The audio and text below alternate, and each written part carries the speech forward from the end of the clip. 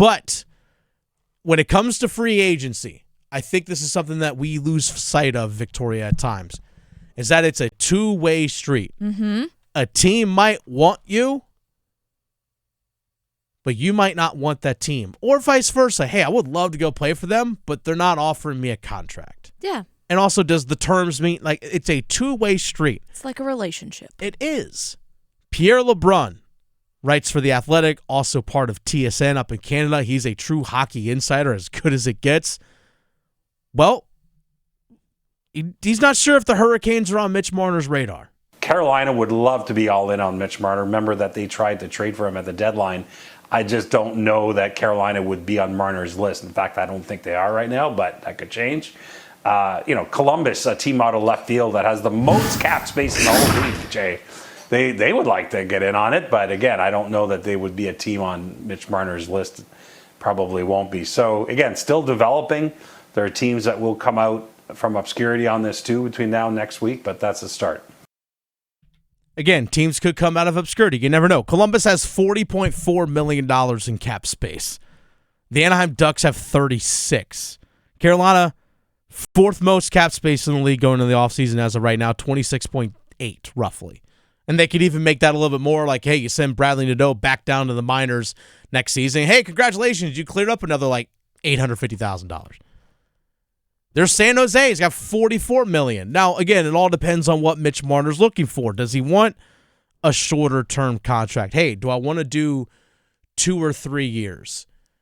And then after that term is up, guess what? Salary cap goes back up. It's going to spike even higher. I can cash in even more. What is he willing to do? There's competition out there. What other teams, Pierre LeBrun, are serious contenders for Mitch Marner outside of Carolina? There are teams that we've identified that for sure I think are going to be in this. Vegas is in there. Dallas is interesting because Dallas, I think, is a team that Marner would like to have in there. I just don't know if the Stars can pull it off after they've committed themselves to Rantanen and they've got cap issues. But keep an eye on Dallas. LA Kings, I think, want to make a splash under Ken Holland. Anaheim Ducks just cleared up some cap space in trading Trevor Zegras. They are for sure not done. I just don't know if they have the wherewithal to get into the Marner Derby, but I think they're going to certainly ask the question. Dallas Stars, Victoria. Yep. Obviously, Vegas, we heard yesterday we talked to Justin Pothier of Simb in Vegas, who covers the Golden Knights, about what they could potentially do to possibly free up space to maybe get Mitch Marner. Could they send somebody out? Tomas Hertl was a name that was mentioned. William Karlsson, another center from Vegas Golden Knights player that could be mentioned as well. The LA Kings, who have about $21.7 million in cap space, they're floating around out there. But the Dallas Stars is an intriguing one, Victoria, because I bring up this.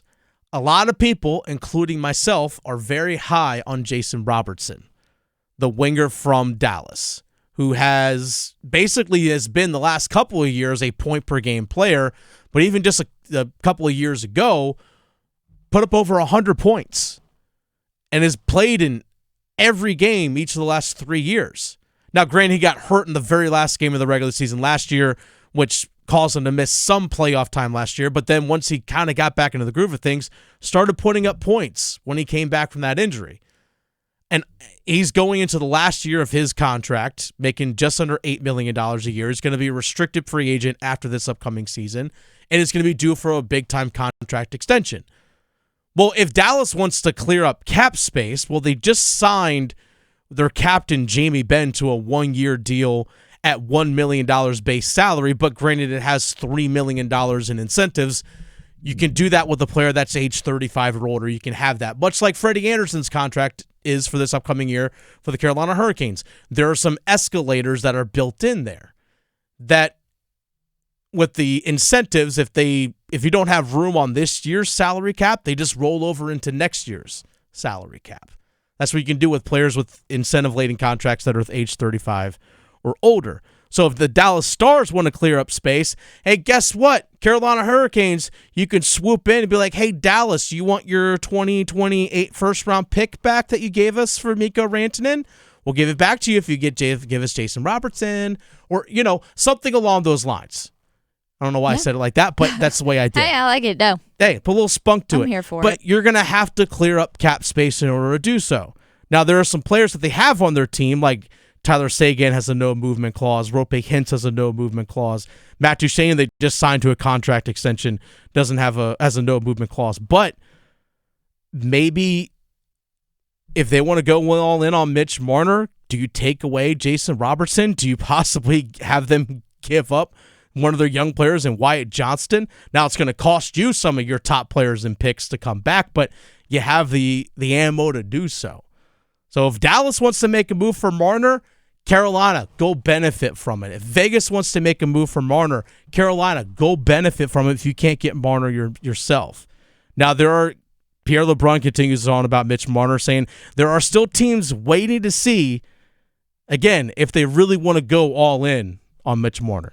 You know, Bill Daly from the NHL warned teams this year at a Board of Governors meeting to take down their tampering a level.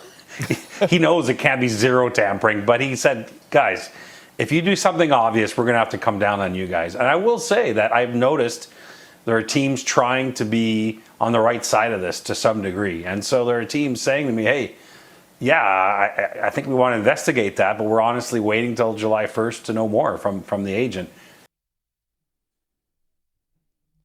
Now, tampering takes place in the NHL. We all know what happens, right?